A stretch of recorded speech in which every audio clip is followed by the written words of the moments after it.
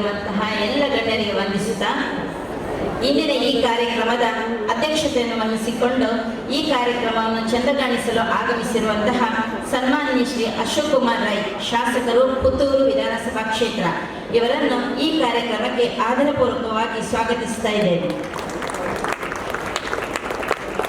ಅದೇ ರೀತಿ ಶ್ರೀ ಸದಾಶಿವ ಮಡಿಯಾಲ ಸದಸ್ಯರು ಗ್ರಾಮ ಪಂಚಾಯತ್ ಅಳಿಕೆ ತಮ್ಮನ್ನು ಕೂಡ ಈ ಕಾರ್ಯಕ್ರಮಕ್ಕೆ ಸ್ವಾಗತಿಸ್ತಾ ಇದ್ದೇನೆ. ಶ್ರೀ ಚಂದ್ರಶೇಖರ್ ಭಟ್ ಸಂಚಾಲಕರು ಶ್ರೀ ಸತ್ಯಸಾಯಿ ಲೋಕ ಸೇವಾ ಟ್ರಸ್ಟ್ ಅಡಿಕೆ ತಮ್ಮನ್ನು ಕೂಡ ಆದರಪೂರ್ವಕವಾಗಿ ಸ್ವಾಗತಿಸ್ತಾ ಇದ್ದೇನೆ. ಶ್ರೀ ಮಂಜುನಾಥನ್ ಎಂಜೆ ಕ್ಷೇತ್ರ ಶಿಕ್ಷಣಾಧಿಕಾರಿಗಳು ಬಂಟ್ವಾಳ ತಾಲೂಕು ಇವರನ್ನು ಕೂಡ ಆದರಪೂರ್ವಕವಾಗಿ ಸ್ವಾಗತಿಸ್ತಾ ಇದ್ದೇನೆ.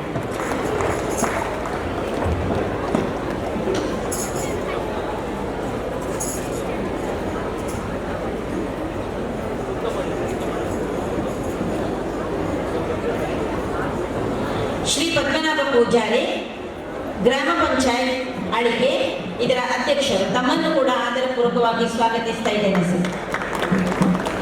ಶ್ರೀ ಶಿವಪ್ರಸಾದ್ ತಾಲೂಕು ದೈಹಿಕ ಶಿಕ್ಷಣ ಪರ್ಯವೇಕ್ಷಕರು ಬಂಟ್ವಾಳ ತಾಲೂಕು ತಮ್ಮನ್ನು ಕೂಡ ಆದರಪೂರ್ವಕವಾಗಿ ಸ್ವಾಗತಿಸ್ತಾ ಇದ್ದೇನೆ. ಶ್ರೀ ಉಮಾನಾಥರಯ್ಯರಾವು ಸರ್ಕಾರಿ ನೌಕರರ ಸಂಘದ ಅಧ್ಯಕ್ಷರು ಇವರನ್ನು ಕೂಡ ಈ ಕಾರ್ಯಕ್ರಮಕ್ಕೆ ಅತ್ಯಂತ ಪ್ರೀತಿಪೂರ್ವಕವಾಗಿ ಸ್ವಾಗತಿಸ್ತಾ ಇದ್ದೇನೆ. ಶ್ರೀ ಶಿವಪ್ರಸಾದ್ ಶೆಟ್ಟಿ ಪ್ರಾಥಮಿಕ ಶಾಲಾ ಶಿಕ್ಷಕರ ಸಂಘದ ಜಿಲ್ಲಾಧ್ಯಕ್ಷರು ಸರ್ ತಮ್ಮನ್ನು ಕೂಡ ನಾನು ಆತ್ಮೀಯವಾಗಿ ಈ ಕಾರ್ಯಕ್ರಮಕ್ಕೆ ಸ್ವಾಗತಿಸ್ತಾ ಇದ್ದೇನೆ.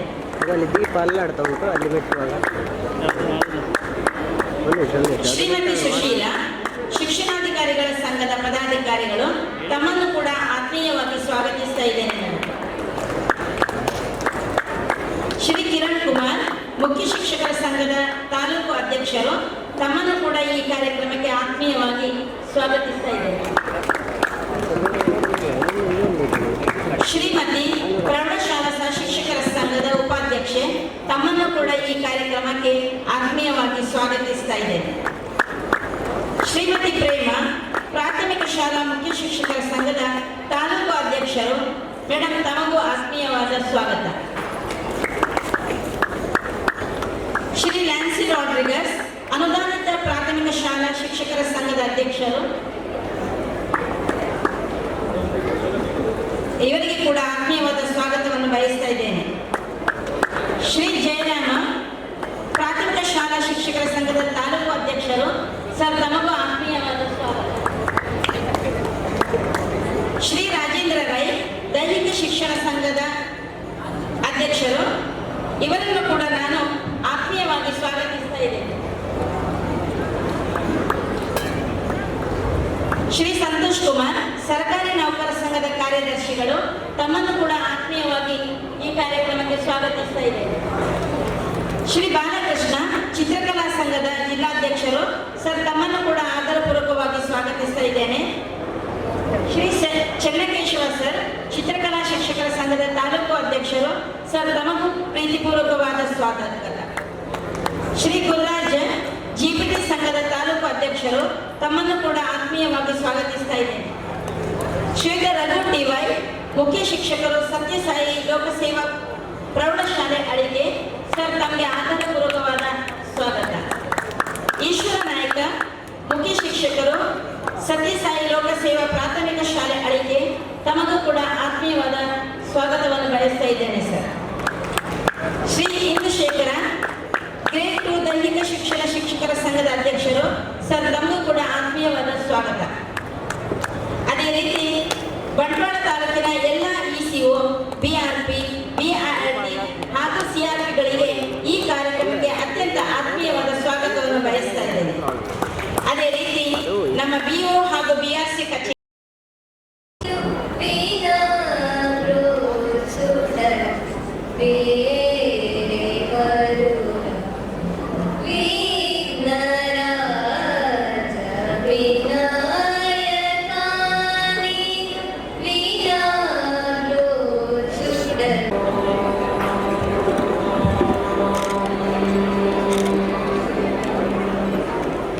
असतो मा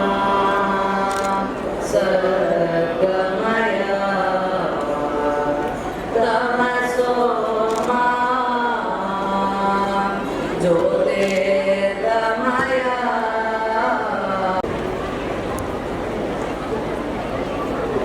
ದಕ್ಷಿಣ ಕನ್ನಡ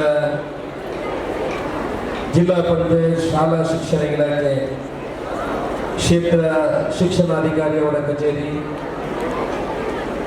ಕ್ಷೇತ್ರ ಸಮನ್ವಯಾಧಿಕಾರಿಯವರ ಕಚೇರಿ ಬಂಟ್ವಾಳ ಹಾಗೂ ಶ್ರೀ ಸತ್ಯಸಾಯಿ ಲೋಕಸೇವಾ ಪ್ರೌಢಶಾಲೆ ಅಲಿಕೆ ಬಂಟ್ವಾಳ ತಾಲೂಕು ಇದರ ಆಶ್ರಯದಲ್ಲಿ ನಡೆಯುತ್ತಿರುವಂಥ ಬಂಟ್ವಾಳ ತಾಲೂಕು ಮಟ್ಟದ ಪ್ರತಿಭಾ ಕಾರಂಜಿ 2024-2025 ಉದ್ಘಾಟನಾ ಕಾರ್ಯಕ್ರಮದ ಸಭಾ ವೇದಿಕೆಯಲ್ಲಿರುವಂಥ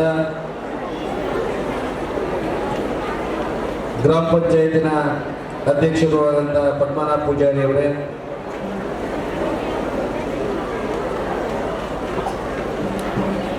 ಅಲಿಕೆ ಗ್ರಾಮ ಪಂಚಾಯತಿನ ಸದಸ್ಯರಾಗಿರುವಂಥ ಸದಾಶಿವ ಅವರೇ,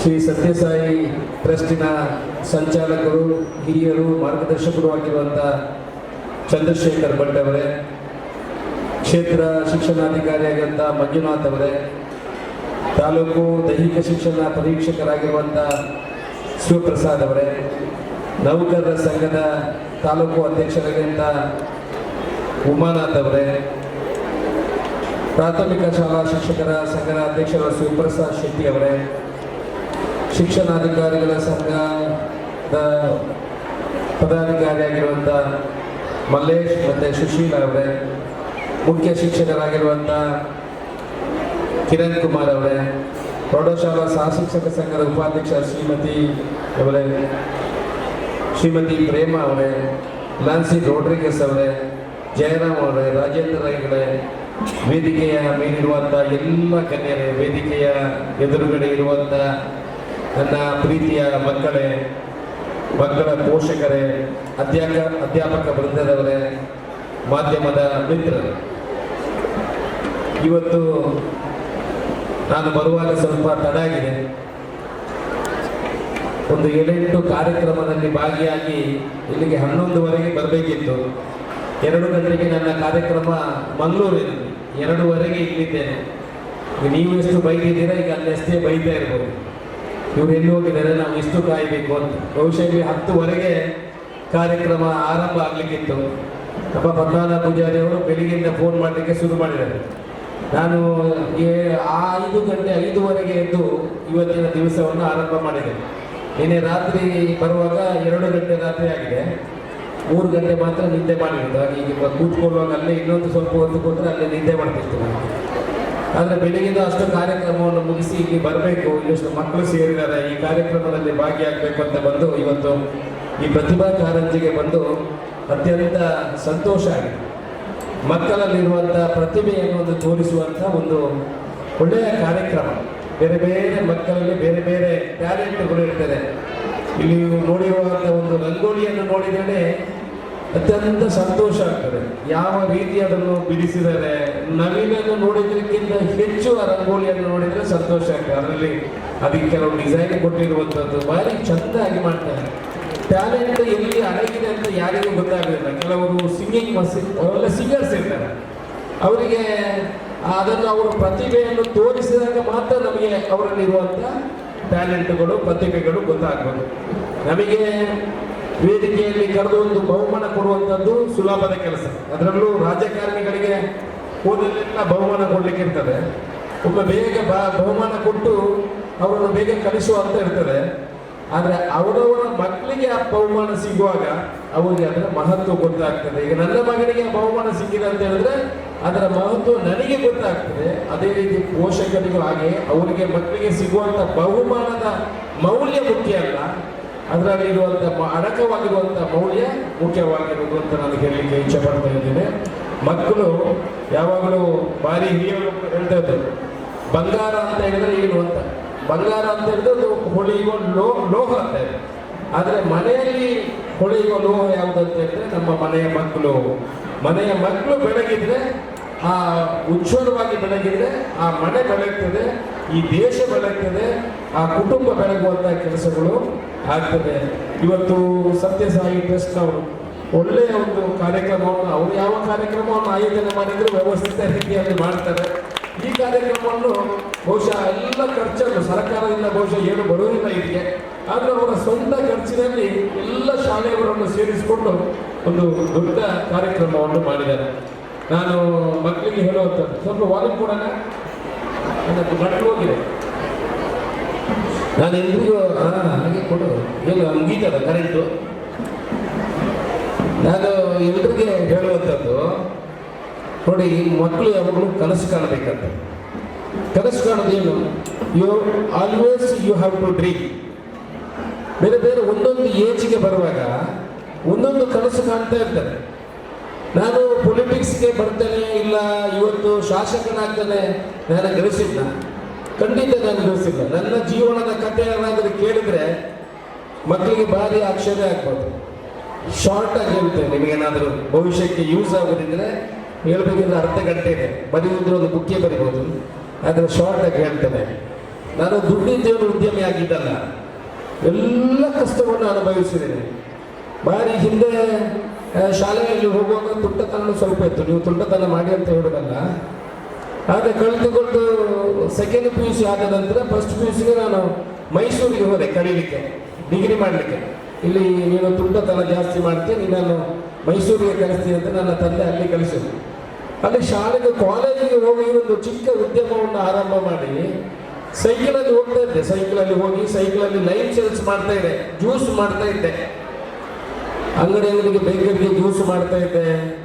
ನಾನು ಸುರುವಿಗೆ ತಗೊಂಡಿರುವ ಗಾಡಿ ಅಂದರೆ ಮೊಪೆಡ್, ಚಿಕ್ಕ ಸೈಕಲ್ ನಂತರ TVS ಅಂತ ಒಂದು ಮೊಪೆಡ್ ಬರ್ತಿತ್ತು, ಅದು ಅದರಲ್ಲೆಲ್ಲ ಲೈನ್ ಸೇಲ್ಸ್ ಮಾಡ್ತಾ ಇದ್ದೆ. ರಿಕ್ಷಾ ಬಿಟ್ಟಿದ್ದೀನಿ, ಮೆಟಡೋರ್ ವ್ಯಾನ್ ಬಿಟ್ಟಿದ್ದೀನಿ, ಆಮೇಲೆ 407 ವ್ಯಾನ್ ಬಿಟ್ಟಿದ್ದೀನಿ. ಯಾವುದು ಬ್ಯಾಕ್ ಮಾಡಲಿಲ್ಲ, ಲೈನ್ ಸೇಲ್ಸ್ಗೆ ಹೋಗ್ತಾ ಇದೆ. ಅದರ ಜೊತೆಯಲ್ಲಿ ಡಿಗ್ರಿ ಕೂಡ ಮಾಡ್ತಾ ಇದ್ದೆ, ಎಜುಕೇಶನ್ ಕೂಡ ಮಾಡ್ತಾ ಇದ್ದೆ. ಇಷ್ಟೇ ದೊಡ್ಡ ಇದರಲ್ಲಿ ನನ್ನ ಬಿಸ್ನೆಸ್ ಅನ್ನು ಆರಂಭ ಮಾಡಿದೆ. ಇದು ಯಾಕೆ ನನಗೆ ಉಲ್ಲೇಖ ಮಾಡ್ತಾ ಇದ್ದೇನೆ ಅಂತ ಹೇಳಿದ್ರೆ, ನನ್ನಿಂದ ಕಷ್ಟ ಬಂದವರು ತುಂಬ ಜನ ಈ ವೇದಿಕೆಯಲ್ಲಿ ಇರಬಹುದು. ಹಾಗಂತಲ್ಲ, ಮನುಷ್ಯನಿಗೆ ಲೈಫಲ್ಲಿ ಸಿನ್ಸಿಯಾರಿಟಿ, ಮಕ್ಕಳಿಗೆ ಏನು ತಲೆಯಲ್ಲಿದೆ ಅಂತ ಹೇಳಿದ್ರೆ ಪೋಷಕರಿಗೆ ಮತ್ತೆ ಮಕ್ಕಳಿಗೆ ದುಡ್ಡಿದ್ದವರು ಮಾತ್ರ ಸಾಧನೆಯನ್ನು ಮಾಡಬಹುದು. ಖಂಡಿತ ದುಡ್ಡು ಒಂದೇ ಅಲ್ಲ, ನಮ್ಮ ಹತ್ರ ಶಿಸ್ತು ಇರಬೇಕು, ಶ್ರಮ ಇರಬೇಕು, ಪ್ರಾಪರ್ ಪ್ಲಾನಿಂಗ್ ಇರಬೇಕು. ದೊಡ್ಡ ಗುಡ್ಡೆ ಇದೆ ಅಂತ ಹೇಳಿ ನೀವು ಹೋಗಿ ಕೊಟ್ಟು ತಗೊಂಡು ಕಟ್ ಮಾಡಿದ್ರೆ ಆಗ್ತದೆ, ಅದಕ್ಕೆ JCB ಮಿಷಿನ್ ಬೇಕು, ಅದರಿಂದ ಕಟ್ ಆಗ್ತದೆ. ಅದೇ ರೀತಿ ಅದು ಮೂರು ವಿಚಾರಗಳನ್ನು ಜೀವನದಲ್ಲಿ ಬಳಸ್ಕೊಂಡ್ರೆ ಖಂಡಿತ ಮುಂದೆ ಬರಲಿಕ್ಕೆ ಸಾಧ್ಯ ಇಲ್ಲ. ಹಂತವಾಗಿ ಡಿಗ್ರಿ ಮಾಡುವಾಗ ನಾನು ಸುಮಾರು 1-1.5 ಕೋಟಿ ತಿಂಗಳಿಗೆ ಟರ್ನ್ ಓವರ್ ಮಾಡ್ತಾ ಇದ್ದೆ. ನಾನೇ ಕಷ್ಟ ಬಂದು ನಾವೇ ಲೋಡಿಂಗ್ ಮಾಡ್ತಾ ಇದ್ದೀವಿ, ನಾವೇ ಅನ್ಲೋಡಿಂಗ್ ಮಾಡ್ತಾ ಇದ್ದೀವಿ. ಅಂದರೆ ಲೋಡಿಂಗ್ ಗಾಡಿ ಬಂದ ಸಾಮಗ್ರಿಗಳನ್ನು ಅನ್ಲೋಡ್ ಮಾಡಬೇಕಿದ್ರೆ 700 ರೂಪಾಯಿ ಕೊಡಬೇಕು. ಆ 700 ರೂಪಾಯಿ ನಾವೇ ರಾತ್ರಿ 9 ಗಂಟೆ ನಂತರ ಯಾರಿಗೆ ಗೊತ್ತಾಗಿಲ್ಲ ನಾವೇ ಅನ್ಲೋಡ್ ಮಾಡ್ತಾ ಇದ್ವಿ ಅದರಲ್ಲಿ ಬರುವಂಥ ವಸ್ತುಗಳನ್ನು. 700 ರೂಪಾಯಿ ನಮಗೆ ಉಳಿತದಲ್ಲ. ಆ ರೀತಿ ಕೆಲಸಗಳನ್ನೆಲ್ಲ ಮಾಡಿ ಹಂತವಾಗಿ ಬಂದು ಈಗ ಇಲ್ಲಿವರೆಗೆ ಮುಟ್ಟಿದ್ದೀನಿ. ಇದು ಯಾಕೆ ಉಲ್ಲೇಖ ಮಾಡ್ತಾ ಇದ್ದೀನಿ ಅಂತ ಹೇಳಿದ್ರೆ, ನೀವು ಇಂಜಿನಿಯರ್ಗಳಾಗಬೇಕು, ತಂದೆ ತಾಯಿ ಏನು ಆಲೋಚನೆ ಮಾಡ್ತಾರೆ, ಬರೀ ಡಾಕ್ಟರ್ಗಳಾಗಬೇಕು, ಇಂಜಿನಿಯರ್ ಆಗಬೇಕು, ಅವನಿಗೆ 40,000 ಸಂಬಳ ಬಂದರೆ ಸಾಕು. ಅಷ್ಟಲ್ಲ, ಇನ್ನೂ ಬೇಕಾದಷ್ಟಿದೆ. IAS ಇದೆ, IPS ಇದೆ. ನೀವು IAS ಎಕ್ಸಾಮ್ಗೆ ಟ್ರೈ ಮಾಡಿದರೆ KS ಎಕ್ಸಾಮ್ ಪಾಸ್ ಆಗ್ಬೋದು. ಎಷ್ಟೋ ಜನ ತಹಸೀಲ್ದಾರ್ಗಳು, AC ಗಳು, DYSPಗಳು ಇವರೆಲ್ಲ ಹೇಗಾಗ್ತಾರೆ? ಇವರೆಲ್ಲ IASಗೆ ಟ್ರೈ ಮಾಡಿ ಬೈ ಚಾನ್ಸ್ ಈ ಕಡೆ KS ಎಕ್ಸಾಮ್ ಕೂಡ ಬರೀತಾರೆ. ಈ ಥರ ಮಾಡುವಂಥ ಅವಶ್ಯಕತೆಗಳಿದೆ. ಕನಸು ಕಾಣಬೇಕು, ಯಾವುದಾದ್ರೂ ಒಂದು ಕನಸು ನನಸಾಗ್ತದೆ. ನಾನು ಚಿಕ್ಕದಿರುವಾಗ 4ನೇ ಕ್ಲಾಸ್ಗೆ ಹೋಗುವಾಗ ನನ್ನ ಕನಸು ಏನಾಯ್ತು ಗೊತ್ತಾ? ನಾನು ಲಾರಿ ಡ್ರೈವರ್ ಆಗಬೇಕು ಅಂತ ಇತ್ತು. ಯಾರಾದರೂ ಶಾಲೆಗೆ ಹೋಗುವಾಗ ಲಾರಿ ಅವನು ನೀರು ಮೈಗೆ ಗಟ್ಟಿಸ್ಕೊಂಡು ಹೋಗಿದ್ರೆ ನಾನು ಆಲೋಚನೆ ಮಾಡ್ತಿದ್ದೆ, ನಿಲ್ಲು ಮಗ, ನಿನಗೆ ಬುದ್ಧಿ ಕಲಿಸ್ತೇನೆ, ಒಂದಲ್ಲ ಒಂದು ದಿವಸ ನಾನು ದೊಡ್ಡವನಾಗಿ ಲಾರಿ ಡ್ರೈವರ್ ಆಗ್ತೇನೆ, ನಾನು ಕೂಡ ಈಗ ಲಾರಿ ಓಡಿಸ್ಕೊಂಡು ಹೋಗ್ತೀನಿ ಅಂತ. Dream will always change. ಅಂತ ಏಜ್ ಬರುವಾಗ ನಮ್ಮ ಆಲೋಚನೆಗಳು, ನಮ್ಮ ವಿಚಾರಗಳು ಬದಲಾಗ್ತಾ ಹೋಗ್ತದೆ. ಮಕ್ಕಳಿಗೆ ಒಳ್ಳೆಯ ಎಜುಕೇಶನ್ ಅನ್ನು ಕೊಡುವಂಥ ಕೆಲಸಗಳಾಗಬೇಕು. ನಮ್ಮ ರಾಜ್ಯಕ್ಕೂ ಕೂಡ ಒಳ್ಳೊಳ್ಳೆ ಸ್ಕೋಪ್ ಇದೆ ಇನ್ನು ಮುಂದೆ. ಈ ದೇಶವನ್ನು ಆಳುವವರು ನೀವನ್ನ, ಯಾರು ಎಲ್ಲಿ ಆಗ್ತದೆ ಅಂತ ಗೊತ್ತಿಲ್ಲ. ರಾಜಕೀಯದಲ್ಲೂ ಭವಿಷ್ಯವಿದೆ. ಅದು ರಾಜಕೀಯದಲ್ಲಿ ಇದ್ದವರ ಮಗ ಮಾತ್ರ ರಾಜಕೀಯಕ್ಕೆ ಬರಬೇಕಂತ ಇಲ್ಲ. ಈ ರಾಜಕೀಯದಲ್ಲಿ ಒಂದು ಮಾತ್ರ ಇದೆ, ಅವರಿಗೆ ರಿಟೈರ್ಮೆಂಟ್ ಇಲ್ಲ, ಸಾಯುವವರೆಗೆ ಅವರು ರಾಜಕೀಯದಲ್ಲಿ ಇರಬೇಕು, ಅಧಿಕಾರ ಬೇಕು ಅಂತ ಇದೆ. ಎಲ್ಲದರಲ್ಲೂ ರಿಟೈರ್ಮೆಂಟ್ ಇದೆ, ಈ ರಾಜ್ಯದವ್ರಿಗೆ ಹೇಳಲಿಕ್ಕೆ ಕೊಡೋದಿದ್ರು ಅವರು ದೊಡ್ಡ ಹೊತ್ತುಕೊಂಡು ಬಂದ್ರೆ ಅವರಿಗೆ ಮಂತ್ರಿ ಆಗಬೇಕು ಅಂತ ಆಸೆ ಇದೆ. ಅದಕ್ಕೊಂದು ಕಡಿವಾಣ ಹಾಕಿದ್ರೆ ದೇಶ ಭಾರಿ ಬೇಗ ಉದ್ಧಾರ ಆಗ್ತದೆ. ಅದಕ್ಕೊಂದು 67 ವರ್ಷ ಹಾಕಿದ್ರೆ ಈ ದೇಶ ಮುಂದೆ ಬರಲಿಕ್ಕೆ ಸಾಧ್ಯ. 80-90 ಆದವರು ಕೂಡ ಇನ್ನು ಮಂತ್ರಿಗಳಾಗಬೇಕಂತ ಆಸೆ ಪಟ್ಟರೆ ಇದು ಕೊಡಬೇಕಲ್ಲ, ಮನಸ್ಸಲ್ಲಿ ತಲೆ ಕೊಡಬೇಕಲ್ಲ, ಅದಕ್ಕೊಂದು ರಿಟೈರ್ಮೆಂಟ್ ಕೊಡುವ ಅವಶ್ಯಕತೆ ಇದೆ. ಒಟ್ಟಿನಲ್ಲಿ ಅದು ಮಕ್ಕಳಿಗೆ ಸಂದೇಶ ಕೊಡೋದು ರಾಜ್ಯಕ್ಕೆ ಏನು ಬೇಡಂತ ವಿಚಾರಗಳಲ್ಲ. ಈ ದೇಶವನ್ನು ಆಳುವವರು ಯಾರು ನೀವು ಆಲೋಚನೆ ಮಾಡಿ.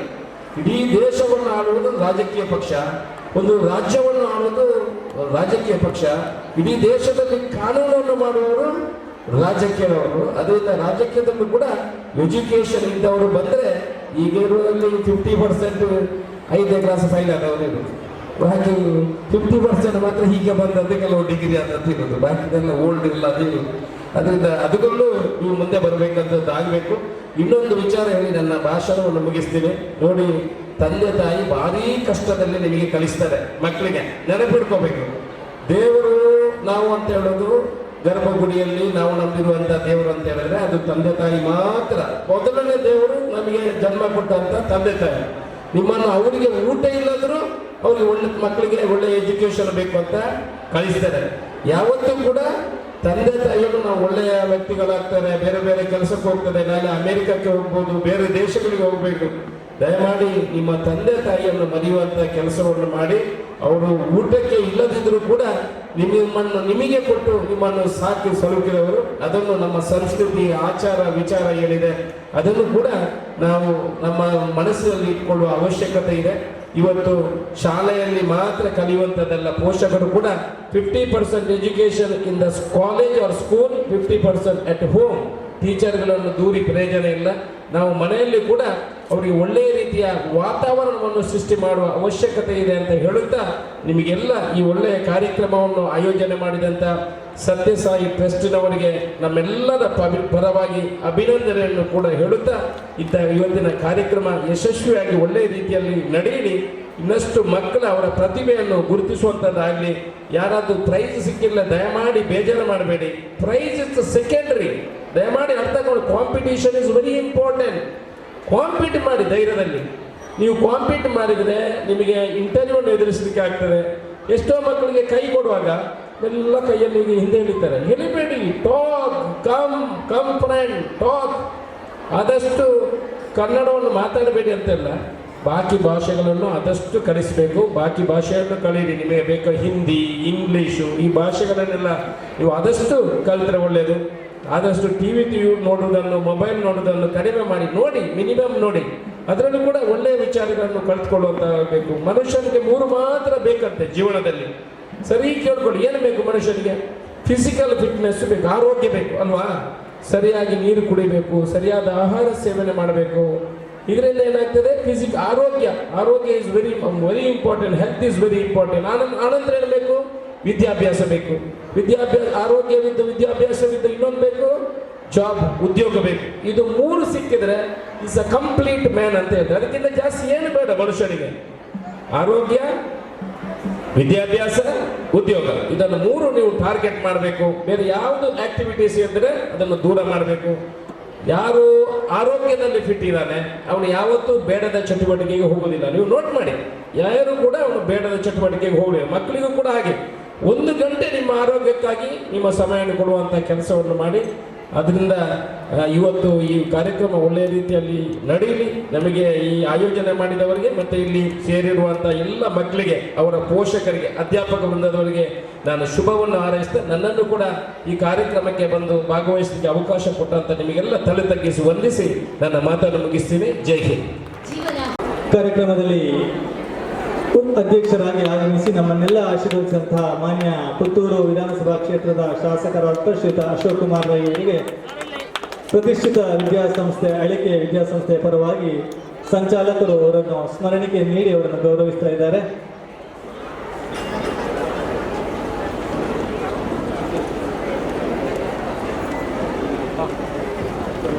ನಿಮ್ಮ ಪ್ರೋತ್ಸಾಹಕ್ಕೆ ನಮ್ಮ ಅಭಿನಂದನೆಗಳನ್ನು ಸಲ್ಲಿಸುತ್ತಾ ಈ ದಿನದ ಅದ್ದೂರಿಯ ಕಾರ್ಯಕ್ರಮದ ಸಂಘಟಕರು ಬಂಟ್ವಾಳ ತಾಲೂಕು ಕ್ಷೇತ್ರ ಶಿಕ್ಷಣಾಧಿಕಾರಿ ಕಚೇರಿಯ ಕಾರ್ಯಕ್ರಮ ಆದರೂ ಕೂಡ ನಾಡಿನ ಪ್ರಸಿದ್ಧ ವಿದ್ಯಾಸಂಸ್ಥೆಯಾದಂತಹ ಅಳಿಕೆ ಸತ್ಯಸಾಯಿ ಲೋಕಸೇವಾ ವಿದ್ಯಾಸಂಸ್ಥೆಗಳು ಅಳಿಕೆ ಇಲ್ಲಿ ಬಂಟ್ವಾಳ ತಾಲೂಕಿನ 2024-25ನೇ ಸಾಲಿನ ತಾಲೂಕು ಮಟ್ಟದ ಪ್ರತಿಭಾ ಕಾರಂಜಿಯನ್ನು ಯಶಸ್ವಿಯಾಗಿ ನೆರವೇರಿಸಿ ಕಾರ್ಯಕ್ರಮವನ್ನು ಚೆಂದಗಾಣಿಸಿಕೊಟ್ಟಂತಹ ಈ ಸಂಸ್ಥೆಯ ಸಂಚಾಲಕರಾದ ಶ್ರೀಯುತ ಎಸ್ ಚಂದ್ರಶೇಖರ್ ಭಟ್ ಹಾಗೂ ಕಾರ್ಯಕ್ರಮಕ್ಕಾಗಿ ಹಗಲಿರುಳು ದುಡಿದು ಎಲ್ಲವನ್ನೂ ಅರ್ಪಿಸಿಕೊಂಡಿರುವಂತಹ ಈ ಶಾಲೆಯ ಮುಖ್ಯ ಶಿಕ್ಷಕರಾದ ಶ್ರೀಯುತ ರಘು ಟಿ.ವೈ ಇವರಿಗೆ ಬಂಟ್ವಾಳ ತಾಲೂಕಿನ ಕ್ಷೇತ್ರ ಶಿಕ್ಷಣಾಧಿಕಾರಿ ಕಚೇರಿಯ ಸಮಸ್ತ ಕ್ಷೇತ್ರ ಹಾಗೂ ಸಿಬ್ಬಂದಿ ವರ್ಗ ಹಾಗೂ ತಾಲೂಕಿನ ಸಮಸ್ತ ಪ್ರಾಥಮಿಕ ಮತ್ತು ಪ್ರೌಢಶಾಲೆಗಳ ಮುಖ್ಯೋಪಾಧ್ಯಾಯರು ಶಿಕ್ಷಕ ವೃಂದ ವಿದ್ಯಾರ್ಥಿ ವೃಂದದ ಪರವಾಗಿ ತುಂಬ ಹೃದಯದ ಧನ್ಯವಾದಗಳನ್ನು ಈ ಸಂದರ್ಭದಲ್ಲಿ ಅರ್ಪಿಸ್ತಾ ಇದ್ದೇವೆ.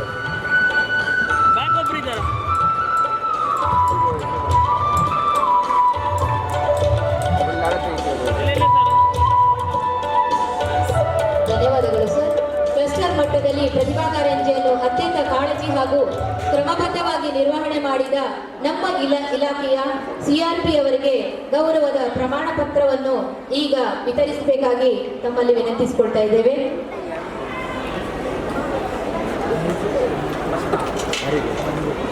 ಪ್ರದೀಪ್ ಕುಮಾರ್ ಸಿಆರ್ಪಿ ಅವರು ಕುಪ್ಪಡಿಕಟ್ಟೆ, ಅಬುಬಕರ್ ಅಶ್ರಫ್ ಸಿಆರ್ಪಿ ಅವರು ಕಲ್ಲಡ್ಕ, ರಮೇಶ್ PS ಸಿಆರ್ಪಿ ಅವರು ವೀರ. ದಯವಿಟ್ಟು ಹೆಸರು ಹೇಳಿದ ಹಾಗೆ ದಯವಿಟ್ಟು ವೇದಿಕೆಗೆ ಹೋಗಿ.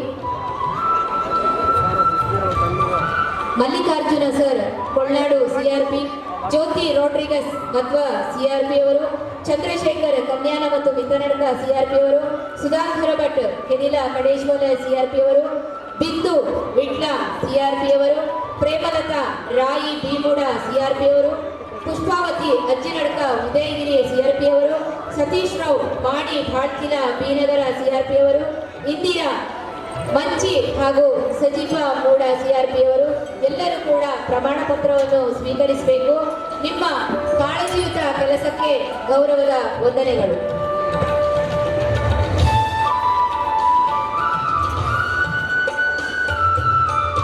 ಧನ್ಯವಾದಗಳು ಶ್ರೀಯುತ ಅಶೋಕ್ ಕುಮಾರ್ ರೈ ಅವರಿಗೆ. ಮುಂದಿನ ಅತ್ಯಂತ ಪ್ರಾಮುಖ್ಯವಾದಂತಹ ಘಟ್ಟ ಬಂಟ್ವಾಳ ತಾಲೂಕು ಮಟ್ಟದ ಪ್ರತಿಭಾ ಕಾರಂಜಿ 2024-25ರಲ್ಲಿ ಸ್ಪರ್ಧೆಗಳಲ್ಲಿ ಸ್ಪರ್ಧಿಸಿ ವಿಜೇತರಾದಂತಹ ವಿದ್ಯಾರ್ಥಿಗಳಿಗೆ ಸಾಂಕೇತಿಕವಾಗಿ ಮಾನ್ಯ ಶಾಸಕರು ತಮ್ಮ ಅಮೃತ ಹಸ್ತದಿಂದ ವಿದ್ಯಾರ್ಥಿಗಳಿಗೆ ಬಹುಮಾನವನ್ನು ವಿತರಿಸಿ ಅವರನ್ನು ಪ್ರೋತ್ಸಾಹಿಸಬೇಕಾಗಿ ವಿನಂತಿಸಿಕೊಳ್ತಾ ಇದ್ದೇವೆ. ದಯವಿಟ್ಟು ಹೆಸರನ್ನು ಕದ್ದಂತಹ ವಿದ್ಯಾರ್ಥಿಗಳು ವೇದಿಕೆಗೆ ಬಂದು ಮಾನ್ಯ ಶಾಸಕರಿಂದ ಗೌರವಾರ್ಪಣೆ ಪಡ್ಕೊಳ್ಬೇಕು ಅಂತ ವಿನಂತಿಸಿಕೊಳ್ತಾ ಇದ್ದೇನೆ.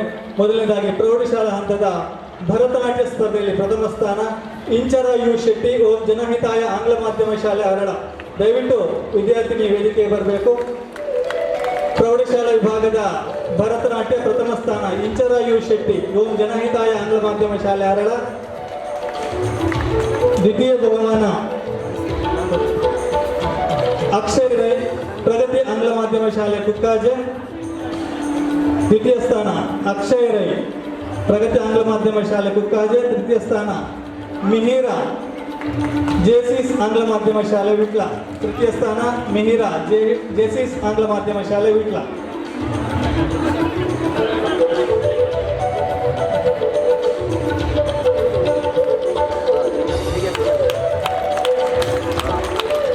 ಮುಂದಕ್ಕೆ ಹಿರಿಯ ಪ್ರಾಥಮಿಕ ವಿಭಾಗದ ಸಂಸ್ಕೃತ ಕಂಠಪಾಠ ಸ್ಪರ್ಧೆ ಪ್ರಥಮ ಸ್ಥಾನ ರಾಜೇಶ್ವರಿ ಶ್ರೀರಾಮ ಕಲ್ಲಡ್ಕ. ರಾಜೇಶ್ವರಿ ಶ್ರೀರಾಮ ಕಲ್ಲಡ್ಕ ಪ್ರೌಢಶಾಲೆ ಪ್ರಥಮ ಸ್ಥಾನ.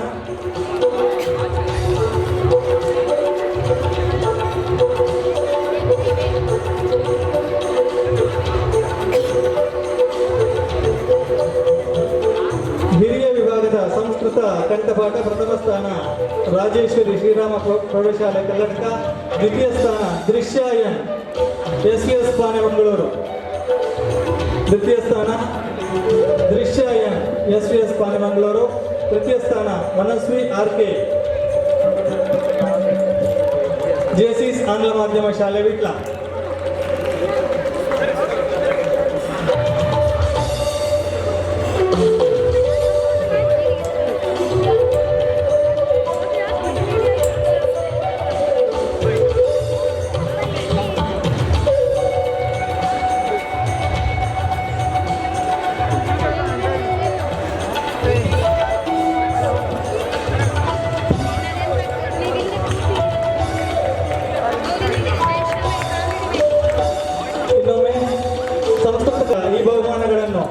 ಈ ಗ್ರಾಮದ ಪ್ರಥಮ ಪ್ರಜೆ ಶ್ರೀತ ಪದ್ಮನಾಭ ಪೂಜಾರಿ ಸಣ್ಣಗುತ್ತು ಇವರು ನೀಡಿ ವಿದ್ಯಾರ್ಥಿಗಳು ಪ್ರೋತ್ಸಾಹಿಸಬೇಕಾಗಿ ನೆನೆಸ್ಕೊಳ್ತಾ ಇದೆ. ಮಾನ್ಯ ಶಾಸಕರಿಗೆ ಧನ್ಯವಾದಗಳು. ಸಂಸ್ಕೃತ ಕಂಠಪಾಠ ಹಿರಿಯ ವಿಭಾಗ ಪ್ರಥಮ ಸ್ಥಾನ ರಾಜೇಶ್ವರಿ ಶ್ರೀರಾಮ ಕಲ್ಲಡ್ಕ. ದ್ವಿತೀಯ ಸ್ಥಾನ ದೃಶ್ಯಯನ್ ಎಸ್ ಪಾನೆಮಂಗಳೂರು. ತೃತೀಯ ಸ್ಥಾನ ಮನಸ್ವಿ RR ಜೆಸಿಸ್ ಆಂಗ್ಲ ಮಾಧ್ಯಮ ಶಾಲೆ ವಿಟ್ಲ.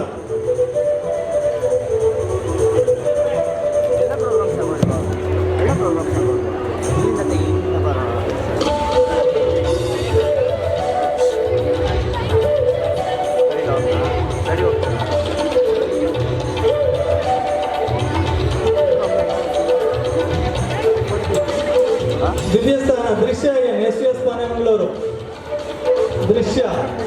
ತೃತೀಯ ಸ್ಥಾನ ಮನಸ್ವಿ RR ಜೆಸಿಸ್ ಆಂಗ್ಲ ಮಾಧ್ಯಮ ಶಾಲೆ ವಿಟ್ಲ ತೃತೀಯ ಸ್ಥಾನ.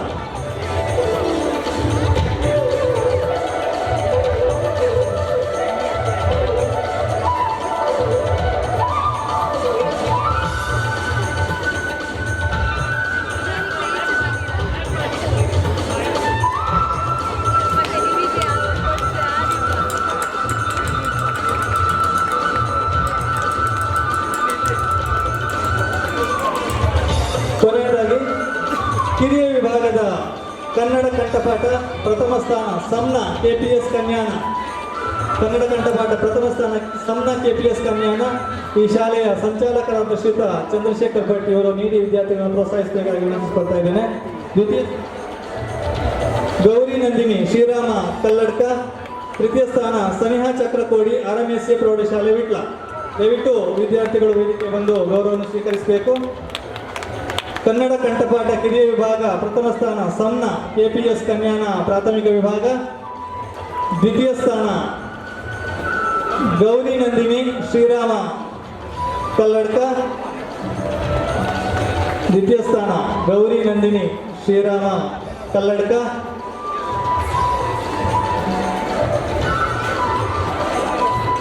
ತೃತೀಯ ಸ್ಥಾನ ಸನಿಹಾ ಚಕ್ರಕೋಡಿ RMSA ಪ್ರೌಢಶಾಲೆ ವಿಟ್ಲ.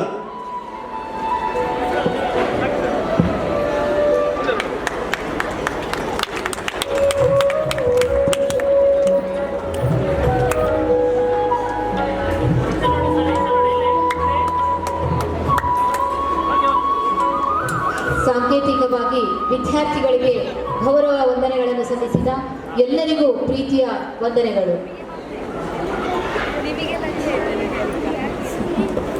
ಉಳಿದಂತೆ ಸಭಾ ಕಾರ್ಯಕ್ರಮದ ನಂತರ ಎಲ್ಲ ವಿದ್ಯಾರ್ಥಿಗಳಿಗೆ ಎಲ್ಲ ಸ್ಪರ್ಧೆಗಳ ಬಹುಮಾನವನ್ನು ಅಲ್ಲಿ ವಿಜಯ ವೇದಿಕೆಯನ್ನು ಸುಂದರವಾದ ವಿಜಯ ವೇದಿಕೆಯನ್ನು ತಯಾರು ಮಾಡಿದ್ದಾರೆ, ಅಲ್ಲಿ ವಿತರಿಸಲಾಗುವುದು.